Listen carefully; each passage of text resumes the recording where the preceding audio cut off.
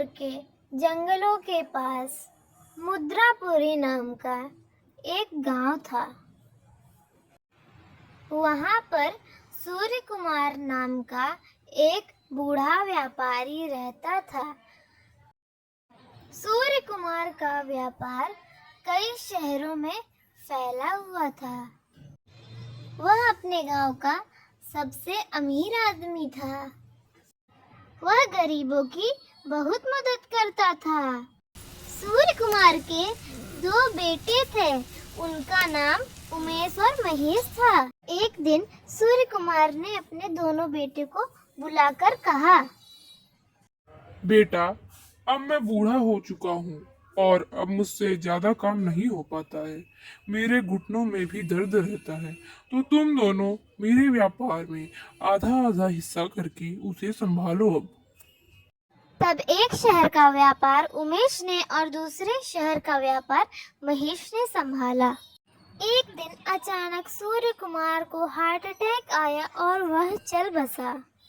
दोनों भाइयों को पिता की मौत का बहुत दुख हुआ। पिता की मौत की कुछ दिन बाद ही मौके का फायदा उठाते हुए उमेश ने महेश की सारी जमीन और प्रॉपर्टी अपने नाम कर ली और उसे धोखा दे दिया। उमेश का इकलौता बेटा था जो कि बहुत ही ज्यादा बदतमीज और आलसी था। उसके शौक और डिमांड को पूरा करने के लिए उमेश ने धीरे धीरे अपनी सारी प्रॉपर्टी बेच दी। अब उमेश के पास कुछ भी नहीं बचा था। उसके बेटे ने उसे दर दर ठोकर खाने के लिए मजबूर कर दिया और बाद में उसे घर से निकाल दिया। एक दिन उमेश फुटपाथ पर बैठकर रो रहा था। तभी पास से महेश गुजर रहा था। अपने भाई की ऐसी हालत देख उससे रहा नहीं गया। वह उमेश को अपने घर ले गया। उसने वहां उसे अच्छे कपड़े पहनाए, अच्छा भोजन कराया और उसकी सारी बातों को सुना।